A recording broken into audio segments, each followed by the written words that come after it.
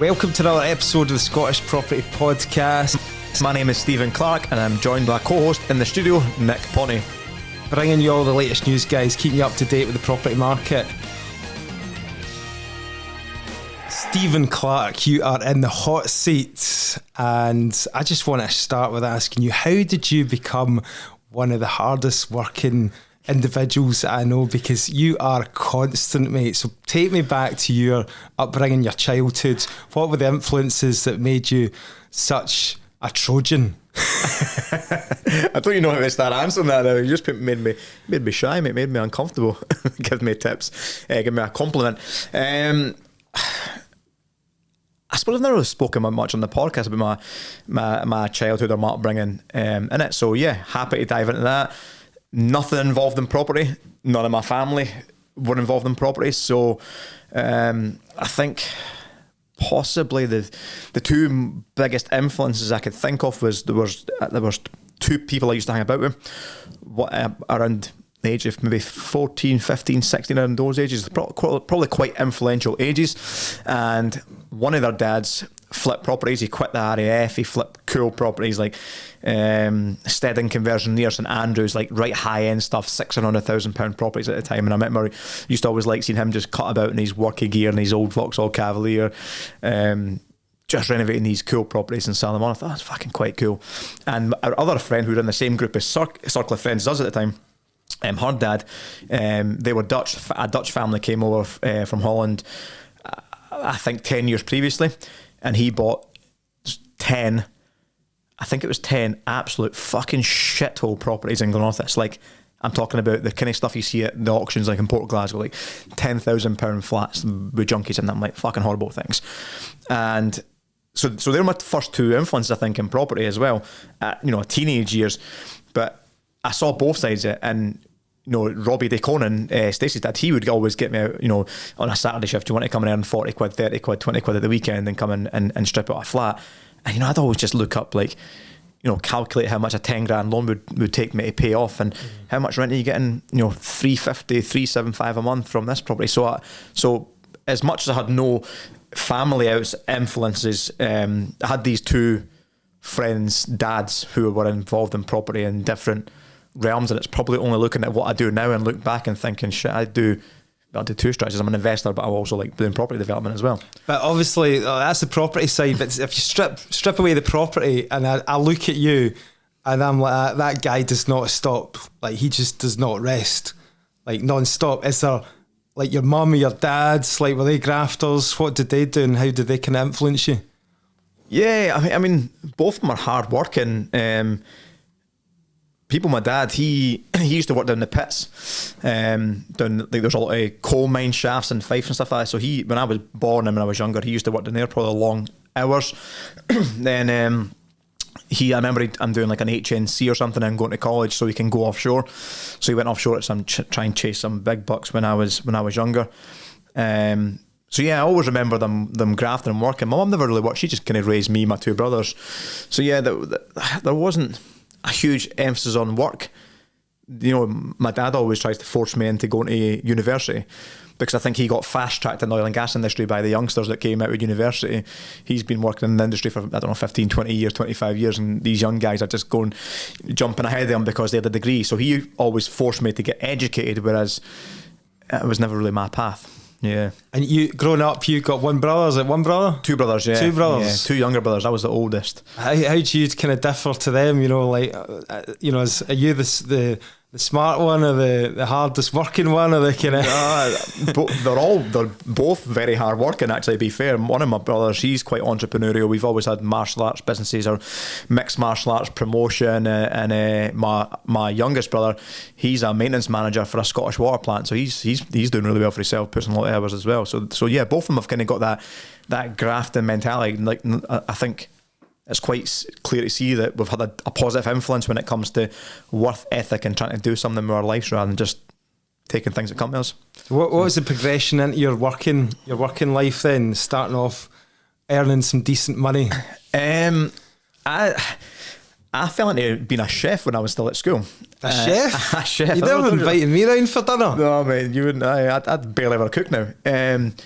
And I actually really enjoyed it. I loved the hustle and bustle of a busy service. I'd done quite a lot of work in St Andrews and stuff. And chefs were always total cunts, man. Like, I grew up in the restaurant and hotel industry, and any chefs that my parents employed, they were always bastards. It suits me down to the T. Now it makes sense to you, doesn't it?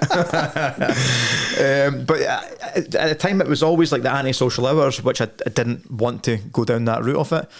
And I always wanted to make money, and I just didn't think there was enough money in chef. And I later realised that there was. I kind of found my path, and I wanted to kind of follow into engineering and go on the oil and gas industry. And it basically was make as much money as I can to invest in a property and build a property portfolio. And that was my inclination from about a teenager. But how did you know about property at that point? Because we're talking, I mean, you're no young, mate. What age are you now? 38. Right, so we're talking about, this was before Facebook and before YouTube and all the rest of it. So how did you know you wanted to start making money, getting involved in property? I don't know, I always think that you always make a change through like a trauma. Like, no one ever just goes and makes a change through being comfortable in an existence. And I remember my granddad, maybe this is probably all around the same age. I was maybe about 15 when my granddad died, but he was only 62, and I remember being quite devastated at the time. I was the first person in my family that we lost. But the thing that just hit me all the time was, he's 62, he's been a plumber all his working life. How the fuck did he not get to enjoy his retirement? And if that's the case, what is the point in fucking life if we have to go to school, go to further education, go and work, try and make it to 65, but we don't even make it there. We don't even get to enjoy our life. And I remember that being a trigger point. And I'd probably at the same time as I'd been looking at my friends' dads buying properties, flipping properties, or holding this rental portfolio. And I always thought, imagine if you just got 10 properties and paid them all off. And this was always my thinking. And obviously looking back now, it was small thinking. But I thought if I just got 10 properties, and over the course of my existence, or the course of my 25-year career, like a shorter career than anyone else, just paid off 10 properties, I can retire early. I could say, well, there's 10 properties paid off. They bring me in £500 or £600 a month each. There's my £6,000 income. I can retire. I don't need to work until I'm 62 and not make my retirement. So I always kind of thought that was part of the bigger picture, was just to get, build up a property portfolio. Didn't have to be huge, just enough to, again, pay down the debt. It wasn't about living off the cash, so there wasn't any education. And like you say, that the first one I got was 2006, so there was no Facebook or groups or anyone you can learn off, and there was no one really in my circle to ask the advice as well.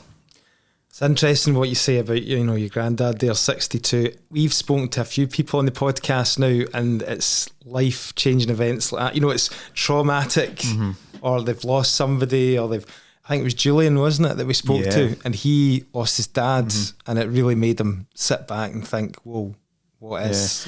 I think so. If you don't, not to say that you can only be successful if you have trauma, but it's got to trigger something. If everyone sits in a comfort zone and are happy, just plodding along, and there's nothing that pulls them, nothing that pushes them away, they'll just stay in that comfort zone their whole life, unless they want something more out of life, or they're forced to look at something more out for life. So you're working offshore, right, in the oil and gas industry. What did that involve quickly? So I started as an apprenticeship in an oil and gas company in Dunfermline, and when I got, and the minute I could get my kind of first bit of guaranteed income or overtime, I bought my first property, and that was it was basically a way in to try and get offshore. I think I'd done 5 or 6 years there. A couple of years after my apprenticeship, I transferred near here to where we are just now, to Bells Hill. Did a research and development area in Bells Hill. Transferred there for a year, and then went offshore.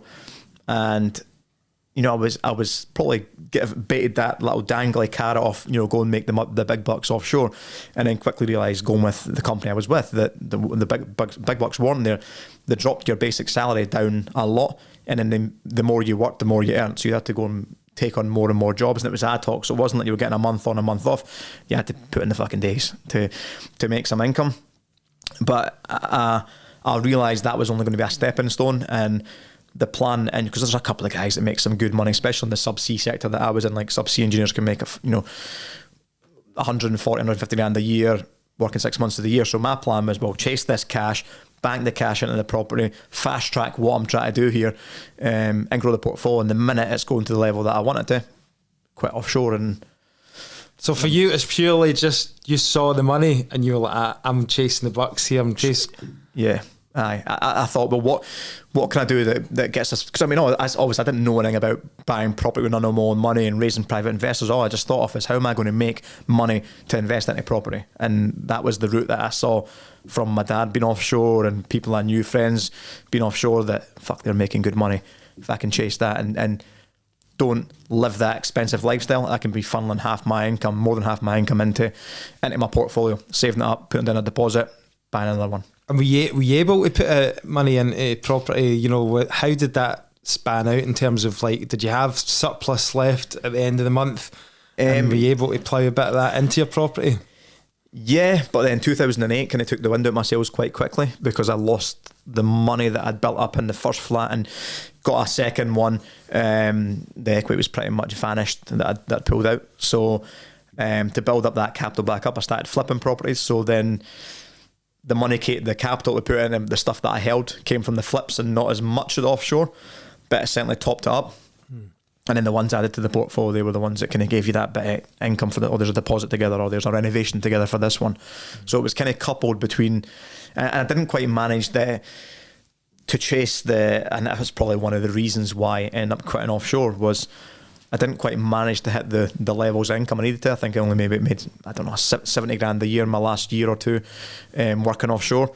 So I didn't manage to make, I was in the aim of making double that.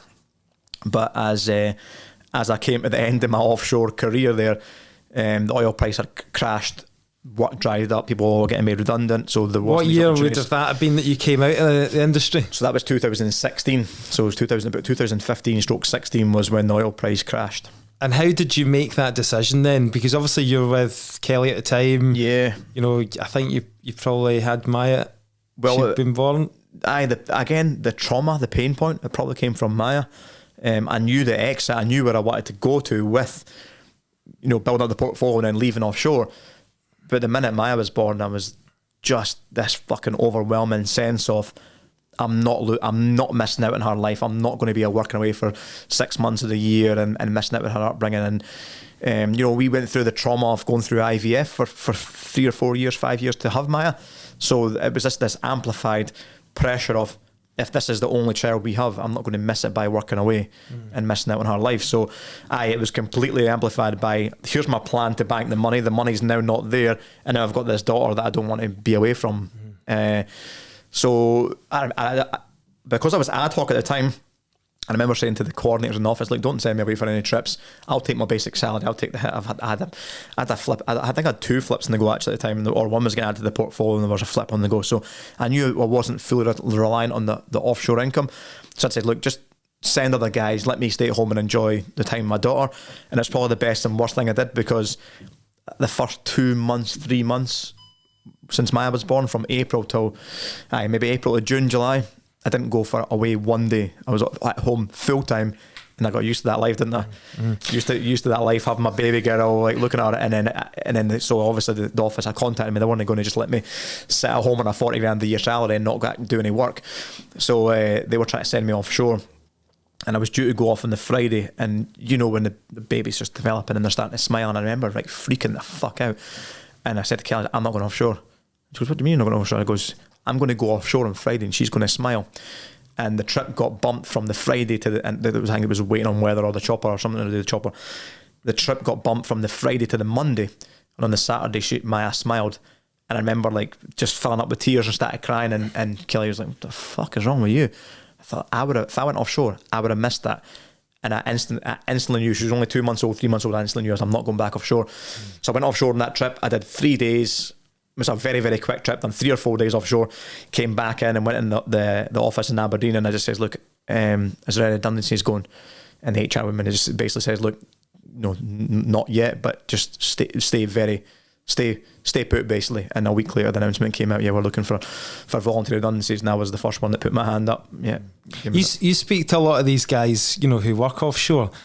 What, for me, I couldn't think of anything worse than to spend half my life, in the middle of the North Sea in an oil rig or something like that. Is there anybody you speak to that actually enjoys the job of working offshore? It's a good banner, and it's a good lifestyle. Because at the end of the day, if you've got nothing else on, and you come home and you've got 6 months of the year, 6 months to go out with your mates and go and play golf or whatever you enjoy doing, you've got 6 months of leisure time. Like, not a lot of people actually work and get 6 months of pure leisure time. Most people work 9 till 5 and have to put in a couple of weeks holidays a year to go on holiday. So when you look at it from that, you do get a lot of time off to enjoy stuff, but you're also making a lot of sacrifice for it, because while you're working a 9 till 5, you still got the few hours at night where you get to see family, or you can maybe go and play football or play golf or go swimming or whatever you want to do. When you're in there, you're in a fucking jail cell in the middle of the North Sea or the middle of Africa or wherever it may be. You're a 12-hour shift on and you're a 12-hour shift off.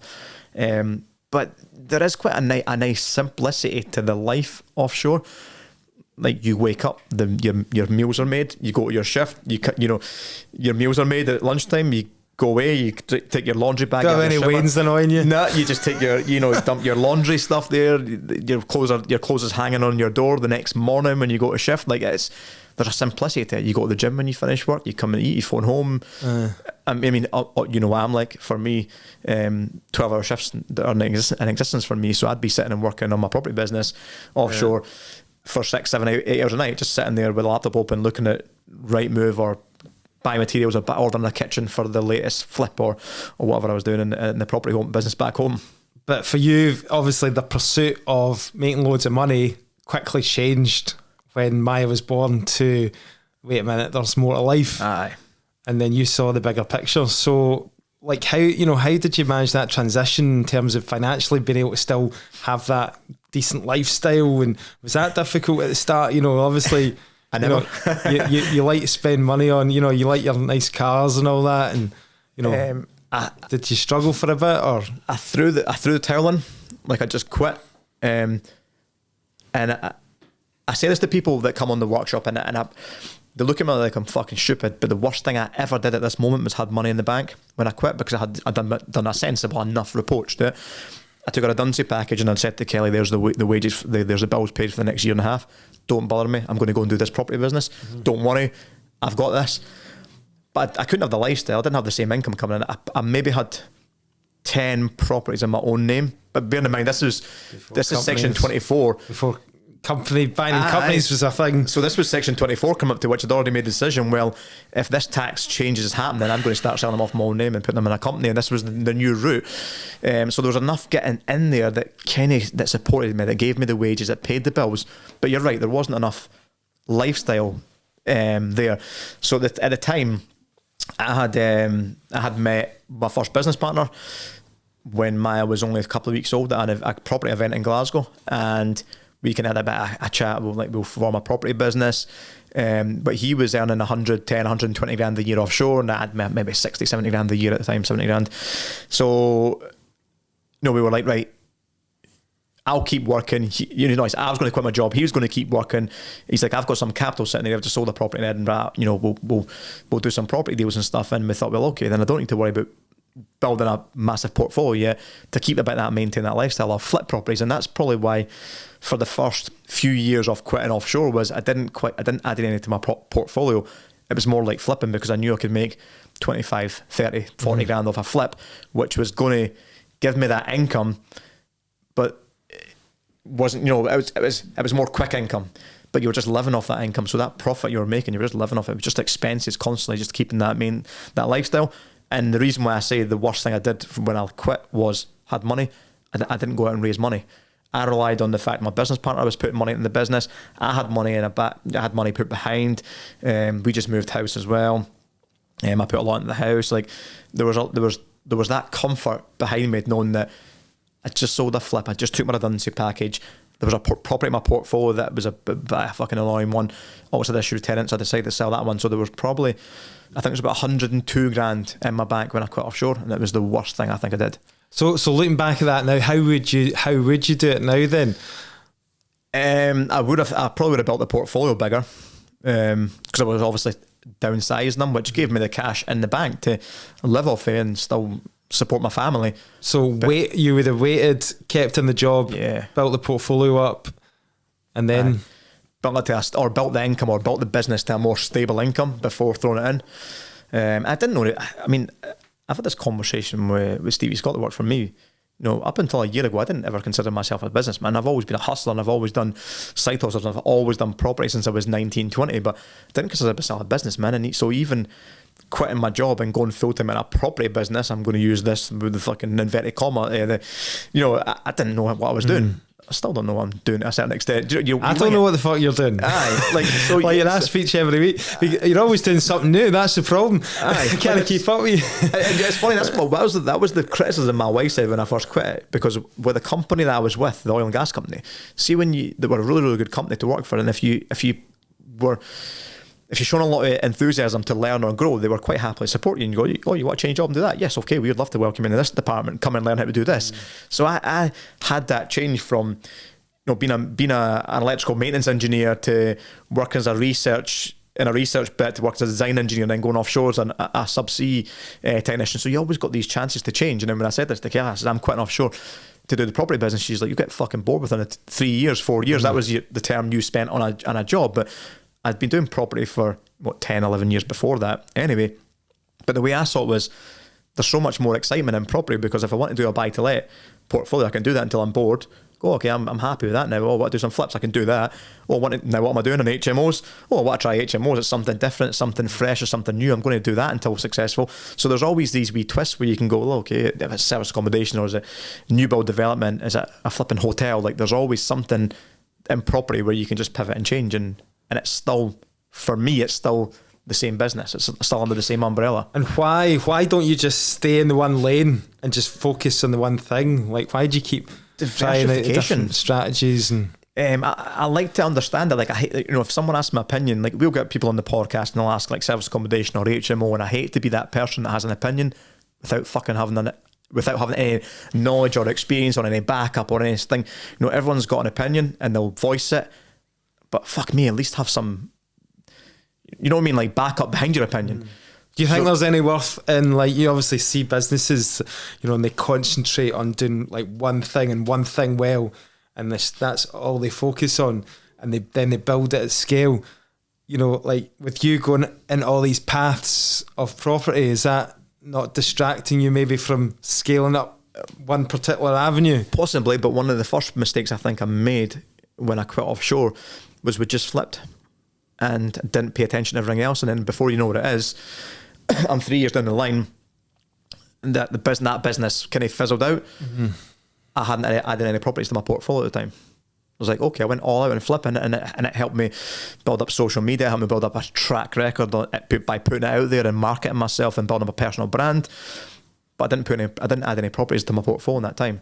So to me, I hadn't grown forward, I hadn't moved forward. I'd made 60 grand, 100 grand that year flipping properties, but I spent it, I used it on my lifestyle, or didn't come back in the lifestyle. Was if I'd put some of that money into a portfolio, or built up 5 or 6, at least the portfolio, the wealth, the asset value have increased over time. And I just feel like in properties, you can do diverse stuff.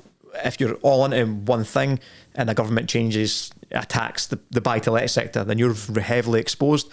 And I always feel as well, like, there's no real one size fits all in property. If your aim is to build up a buy-to-let portfolio, you're going to use a hell of a lot of properties to kind of get that financial freedom or that bit of wealth that you're looking for. Whereas, let's just say your property brings you in £250, £300 a month cash flow from that property. How many properties do you need to add before you make a 40 grand a year flip, or 40 grand from one flip? A fucking shitload.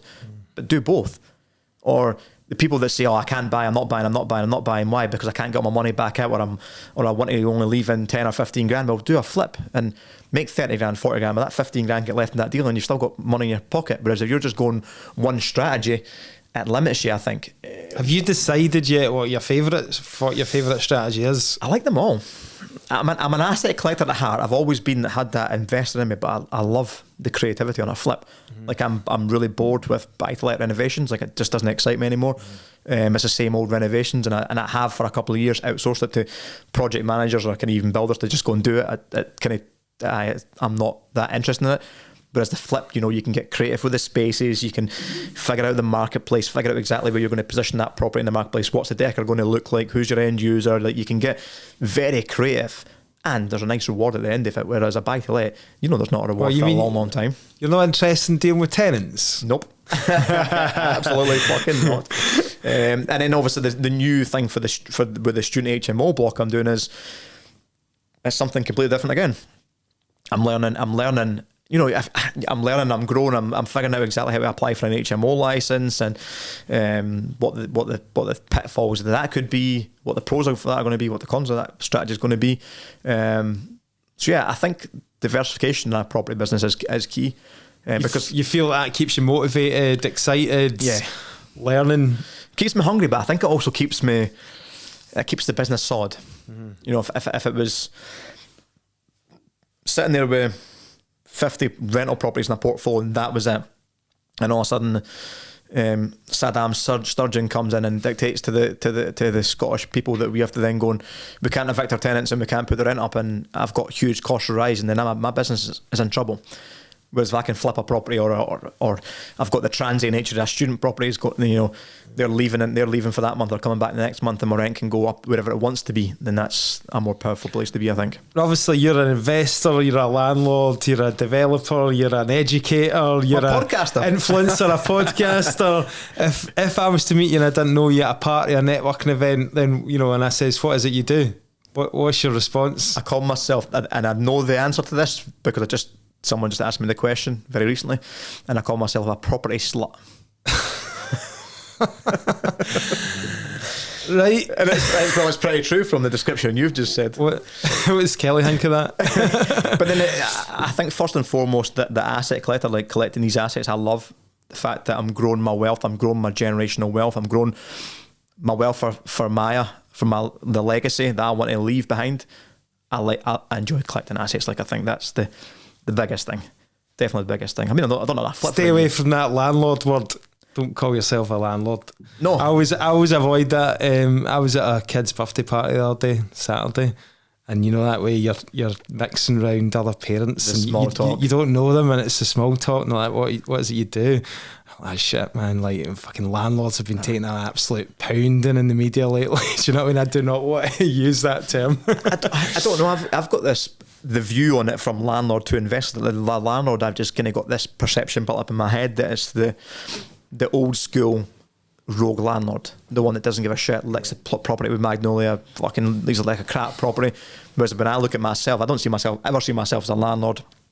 I see myself as a property investor. Yeah. I want to create fantastic homes and rent them out to people. I think I'll try the property manager route, maybe looking after people, you know, and they're looking after homes and people. like that. Right. So what are the struggles then when you're starting out in your property business? I mean, like, at what point do you actually call it a business then? Like you say, you're kind of hustling away. What point does it become a structured business? And how have you kind of managed to build it into a business? I mean, so my idea of a business is, as well, this is the other thing to get your opinion on. My idea of a business is you build it up as something that you can eventually sell it, like a business asset. So how do you describe, like, your business now? It all funnels to meet the goal, which is to collect the assets and get the portfolio to where I want it to be. But I still want to enjoy life in the meantime. So if I can funnel my expenses through the business to enjoy traveling or eating out, or, you know, enjoying that lifestyle that I leave, that's going to be my trading business that will provide that income. Yeah. If I want to make extra money. And what's in the trading business, just so people know? Property training. Right. And if I want more capital to put into deals to buy more assets, then I'll do some flips. Yeah. So I try and amalgamate them all into one, but at the end goal is just to buy more assets. Like, flipped a couple of properties in COVID, and that's kind of came to then venturing into commercial property, but I didn't want to venture in with finance because I wasn't sure on the strategy and my lack of knowledge and experience in it. So then I've built up more capital to buy it outright. And we've talked about this before, right? Building assets, right? So you can pass on to Maya, in my case, my 3 kids and all the rest of it. But lately, I've been having second thoughts about that, mate. I'm like, why should I fucking work so hard right now to give these little bastards everything handed on a plate? Do you know what I mean? They'll need to work for it as well. Why can I not enjoy this later on in life? So are you still thinking along those lines? No, yes and no. So I like the Aberdeen asset that I've bought, the student block. I've got that in my head that it's a one big block. It's, it contains 7 HMO flats. It's fucking a beast of a building. It'll be worth £1.2 million. Bring in a decent income, probably bring in 12 grand a month at the moment. My idea is that if the worst case scenario is, I'll leave that to Maya. The rest I want to sell and enjoy. And I've got a business with Sam Dyer as well that we gather up, and it's just a straightforward buy-to-let property business. He keeps me excited about the buy-to-let because we're buying it in scale, and we're buying portfolios, and we're constantly, and we're scaling that. But I'm very much on that opinion that might scale up to 200, 300 properties, but I want to be selling them off. I want to sell those assets off, and when the market's right, when the timing's right, and enjoy that life as well. Like I do, I'm very much acutely aware of that. I'm putting in all this effort and all this work to change the future generations, but I need to enjoy my life as well. Hence why buying the Porsche 911 last year. Talk to me about the business. We'll come on to the cars. Talk to me about the business partners, right? Because this is something I've noticed for you. You don't really, you do things with other people, right? And likes this podcast. So we're doing this together. And that's not fun, mate. Sometimes like, you know yourself, you'll struggle with it. I know you do, because you'll be like, that fucking Nick, he's so fucking negative. Like, you know what I mean? Try to get him down to this podcast studio today. Nick negative. Nick, I'll run for any listeners that are wondering what we're talking about. Do you know what I mean? So why go through that, doing stuff with other people, and why not just do it yourself? A couple of reasons. One, it's fun to do it with other people, like collaborate, to work together. Like I just think, if anyone's ever played the cash flow game, Robert Kiyosaki, it's about escaping the rat race. The last 5 or 6 times I've played cash flow, you always play it the way you play life, and I stay in the rat race, and I want other people to come out of the game with me and then start playing on the bigger board, because I just feel like, how boring would it be if you're sitting there with tens of millions of pounds of assets and living this great lifestyle and financially free, if you've got no one to share it with, and go, oh mate, I'm going to pick up the phone to Nick. All right, you're working in your business. All right, shit, I'm going to go and find something else to go with this fucking Glen Eagles, or go golfing, or whatever you want to enjoy doing. If it's going out in cars, like I just feel like having people around you with that similar mindset and growth, that just make it more fun. Secondly, mate, I'm thick as fuck, eh? I barely scraped by. I got fairly decent qualification at school. I lasted 6 months in university. I think I'm probably dyslexic. You probably teamed up with the wrong one here then. I don't know, Sam Dyer might have a wee bit of... Yeah, so I feel like when you try and partner with people, is you try and find the ones that, and I probably made that mistake on my first business partner, was we both had very similar strengths. We both had very similar weaknesses, in all fairness. Like, both thick as fuck. He's not listening. But I feel like if you can partner with people that have got, that complement your strengths and make up for your weaknesses, and you've got a bit of a powerful team. Like, we've been going with this podcast for 3 years. I wouldn't have done that myself, certainly. If I'd partnered up with anyone else in the Scottish property community, would it have been as successful as us? Probably not. So it's like finding that right person. Everyone's got that bit of gold in them where they've got good qualities, good values that you can work with, and you can, you're relatable, and you can have a similar vision where it's just more fun. I think talking personally as well, you're pretty easy to get on with. You're quite laid back. You don't, like, you kind of just go with the flow. Till I call you negative Nick. Time, and that negative Nick, so that's going to stick now. Negative Nick. Please tag negative Nick on your social medias. Make this. We've always joked though, I'm the pessimist, you're the optimist. Absolutely, but this is probably why partnerships and business partnerships work, because you've kind of got that bit of yin and yang. Whereas if you were a flipping optimist as well, then we probably would have done something stupid by now in the podcast, and it would have burnt out. I think it is good to be different. Aye, definitely. Like, difference in opinions, different the way you work, different. Yeah, but I think as long as the foundations and the values are the same, like you're honest and you're loyal, and these values that people respect, and the ones that you kind of see for the people around you. I think these are the ones that I appreciate in a business partner. Obviously, a big part of building a property portfolio, property business, is your network. Could you single out any key players, real key people that have been, like, you've relied on, over the years, that have helped you grow? You don't need to name names, I guess. Yeah, your professionals around you are the important ones, but we don't always get it right to start with. Like your solicitor or your mortgage broker, like, you're always going to go through phases of using a certain person, then changing, and you've outgrown them, or they've outgrown you, or there's so these people are definitely key for it. I made so many mistakes building it I don't know how much I can share about tax self-assessment stuff just like that. Just be careful though. I'm pretty sure when I spoke to my first accountant, he was shocked at my self-assessment, and I was a bit like, I didn't know. It wasn't I wasn't trying to avoid tax in the fucking slightest. I just didn't know. No one around me had a property portfolio that told me, oh, you have to do X, Y, and Z or make it compliant, or do you know what I mean? So yeah, these professionals are important to have your back and educate you and make sure you're doing it right. Property training and the gurus, and you've now become a guru. So why the hell are you wanting to associate yourself with that real? It has got a really bad name, I've got to say. It's got a right dirty fucking reputation, isn't it? Aye, so we had this conversation because we had started the podcast a few months before COVID. I decided I wanted a bit more of a trading business, and this was the route I was going to go down. There was a few reasons for it. One, we spent so much time replying to social media messages of helping people trying to understand property, navigate their way through it, giving value for free. Mm-hmm. And I thought, why am I giving this value for free? The other thing,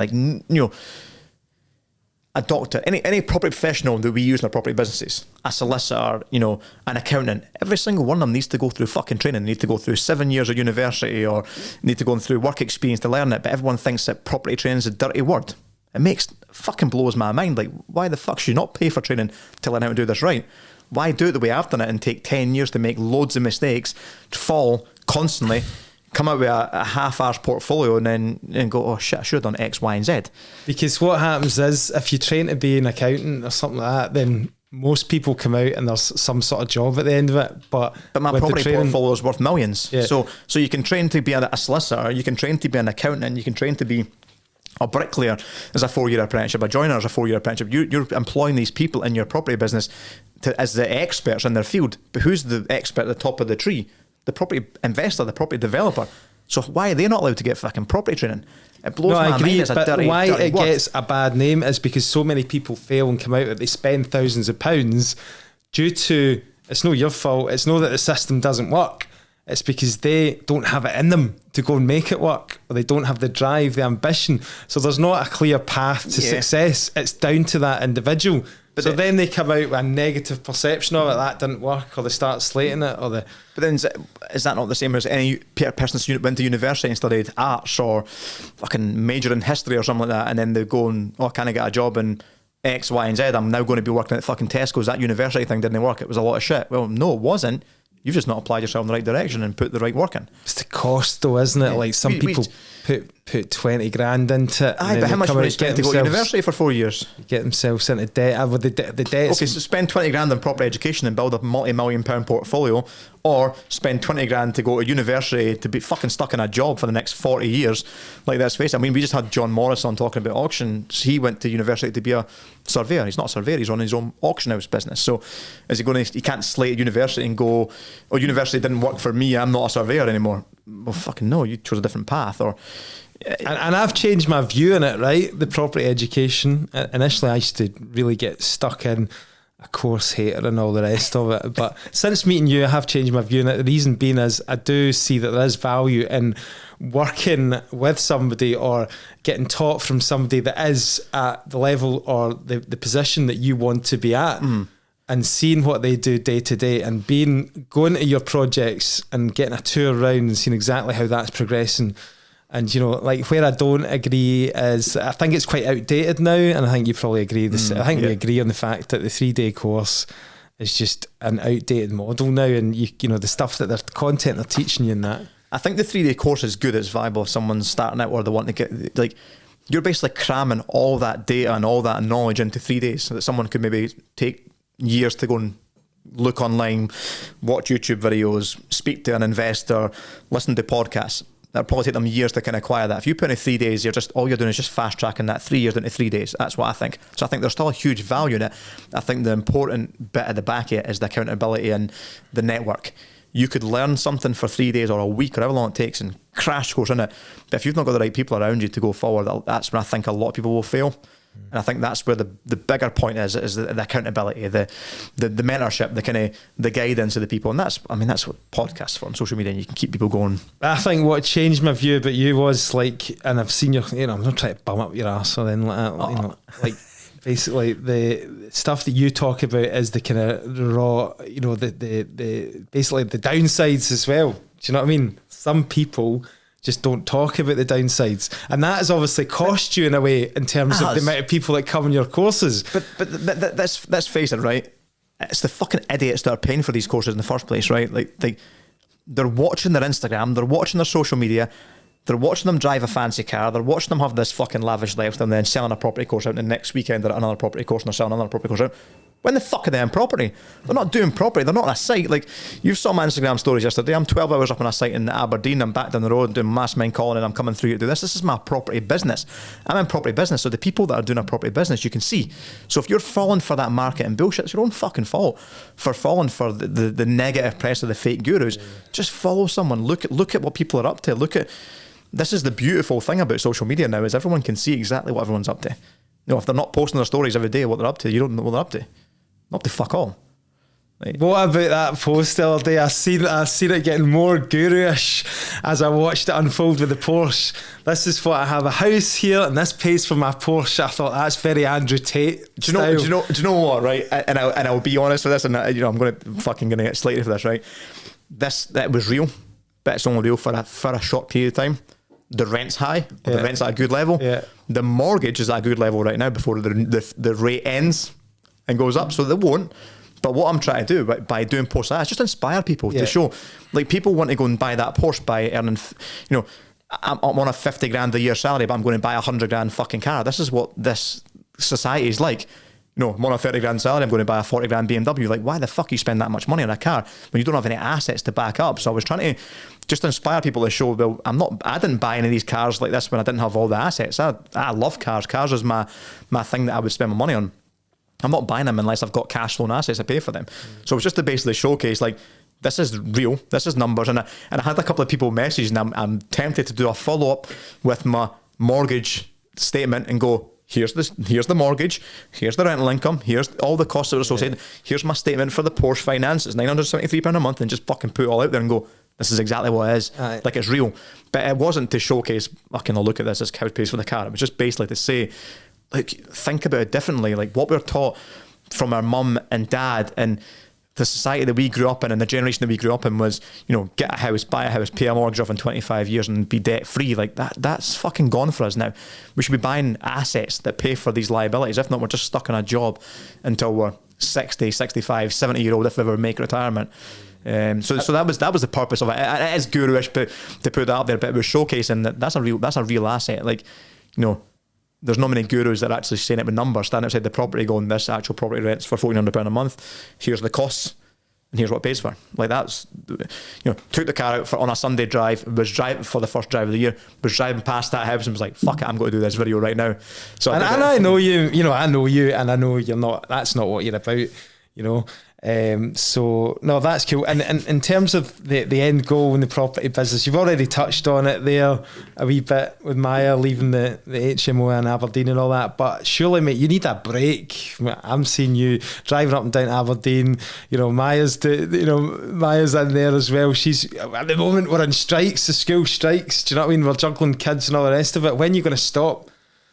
I had this question from Chris Minchin up at Aberdeen the other day. He's like, when's enough? And I've only got Maya, so I don't really need any more assets to have enough. So I have got enough, but I fucking enjoy it. I love the hustle, and I'm like, and I get bored. And I've got Maya. She's at school from 9 till 3. What am I going to do from 9 till 3? And take up golf? Like, no. I've been used to working, you know, 16 to 18 hours a day, building this portfolio, building this property business. That's all I know.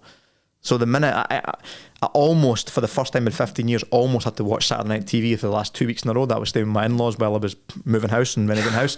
And I didn't. Like, I was like, nope, I'll go and fucking work, go and do something. I can't be that normal fucking person that's sitting and watching TV at night and going to sit and watching Netflix, like, series and looking for the next series. Like, it's just not me. I always want to keep busy. I love hustling. I just love doing business, love meeting new people, love the social aspect to it. Just, but end goal, well, I think the acquisition stage in my property portfolio will probably come to an end in the next year or so. We've got a portfolio going through at the moment. It's probably, there's there's probably about 50 properties in total going through. I think maybe after that, or the year after, that'll be me. I'll maybe look at a debt. I know you love this question, mate. How many properties do you own? I don't know. I have fucking no idea. I don't know the end goal, but I think I definitely, like, I've got my own personal goals. Like, you've seen the house I now want to build on the plot that we've just got. So I now want to build the house. I'm going to have to go and get more capital. I'm selling some assets and off in the portfolio to pay for that. But at the back of that, I know fine what's coming. I'm going to want a holiday home somewhere. Is it abroad? Yes. How much does that cost me? A couple $100,000. Right, there's my new target. I've got a 911 GTS. I know I want a GT3. I want to get on the list from Porsche to get a GT3 RS. I'm one of the people that will just keep moving. That it's not enough's enough, because I'm always grateful from what I have and always love the life that I have. But I just think that if you're not waking up every day with a passion and a fucking drive to do something, you're on your way to the grave, eh? Like, you're just like... And if I was to ask Kelly and she was sat here right now, how would she describe you as a husband and a father? Fuck knows. Be honest, mate, because I'm going to send her this clip. Supportive, all for the family. I'm a true protector, like true provider for my family. But does she get frustrated and say enough's enough? You need to. Especially the last few months. Like, and I told her that this is going to be a hard few months. I'm on to this project. It's more in cash. I mean, I do say a lot about buying property with none money. I've never used property to build up my portfolio for the last few years. I've used everyone else's money.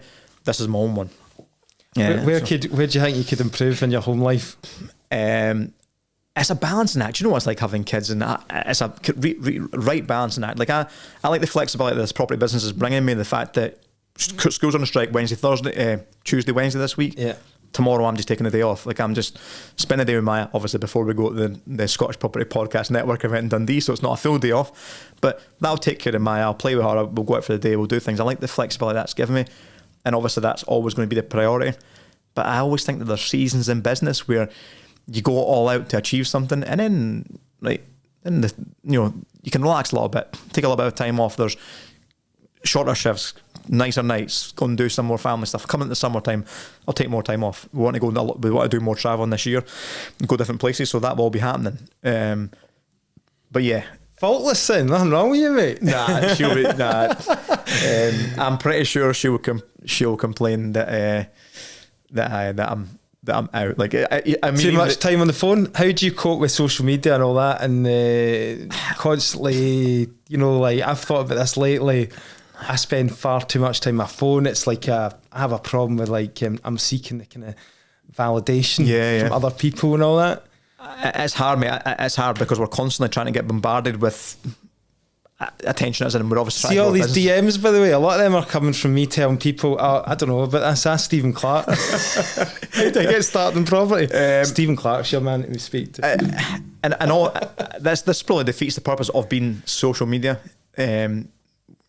Stevie will come up with my content, I'll post them, but I tend to come off it and not really engage with the comments or not engage with the DMs. Like, I'll go on at a certain time in the day, a couple of times during the day, and I'll go and hit my messages, try and clear out the WhatsApps, try and clear out the Instagrams, but I try and be present in what I'm in, which is hard, and it obviously becomes increasingly difficult as well. If you're on a project refurb, you can't be on your phone just sitting there looking at DMs on Instagram. The joiner's asking you a question, or the architect's asking you something, or you're clearing some shit away or sweeping up, whatever you're doing. There's a position to be present 100% then, and even at home, it's that bit where you're a bit more relaxed and you're like, Maya's just playing there. We're playing hide and seek, and I'll sit in a hiding place and fucking go on my phone and go and reply to DMs. Like, and then she'll catch me hiding, and she'll be like, Dad, you're on your phone. And I'm like, oh yeah, sorry. And it's the guilt that kills me, because I am being present. I'm trying to be there and I'm playing, but I know I've got a pile of emails coming in or a pile of messages. So that is hard, and that's the bit that I try and make them, separate them. And when you're there, you're not. It's a struggle, but there's a struggle, and trying to juggle family life is a struggle through running a property business. As you well know, you're always at the beck and call of someone. Yeah, you wouldn't give it up for a 9 to 5, no matter what the salary was. Well, someone's asking us recently, you can't be making the same money as offshore. No, I won't be. I mean, okay, if you maybe look at the tax deductions that we can put through our expenses, then maybe I'm making that salary, but it doesn't feel like it. It doesn't drop in my bank every month, My sister sent me a screenshot of her wage, her pay slip the other day. Obviously, she's employed, you know, gets all the full tax deductions, national insurance, and all the rest of it. She'd been putting in quite a bit of overtime. Honestly, I couldn't believe it was like a third of her salary was stripped away. Yeah. Tax, national insurance. I was like, ah, my God. Do you know what I mean? That's scary shit. Yeah. I looked at Kelly's pay slip when I think it was last year, and I did say to her when I just looked and I added up, and I said, you know, you work from January to March and you don't get paid. She said, what do you mean I don't get paid? I'm like, look at all your tax deductions and your national insurance deductions. There's pretty much 3 months, 4 months of your first quarter is like gone. You know, not that we don't pay any tax, of course. Like, we contribute plenty, but it's just obviously there is certain benefits to run your own business as well. Aye, definitely. Stephen, it's been a pleasure. I've enjoyed diving deep into your property business and your personal stuff as well. I know you've been wanting to ask me all these questions for ages as well. Like dig deep, let's fucking see what's I feel a wee bit like Steve Bartlett or something like that, you know, and this new setup that we've got here. So guys, hope you enjoyed that. As always, please like, share and follow on our social media. Take a screenshot on Instagram, tag us, and get across to our networking events as well. And if you want me to get Nick's wife in to interview him on the Scottish Property Podcast and ask what it's like to live and work with Nick and build a property business, let me know. She's so not interested and got far bigger things, better, important things to do. But that could be a very uncomfortable one as well. Absolutely. We did have that joke a few months ago as well. I was thinking, imagine if the wives came on and interviewed us in the podcast, or people asked them questions on what it's like to live with us. Yeah. Thanks very much for listening, guys. I appreciate that Nick asking me the questions, taking the time to chat to me. It was good. Thanks. Speak to you again next week.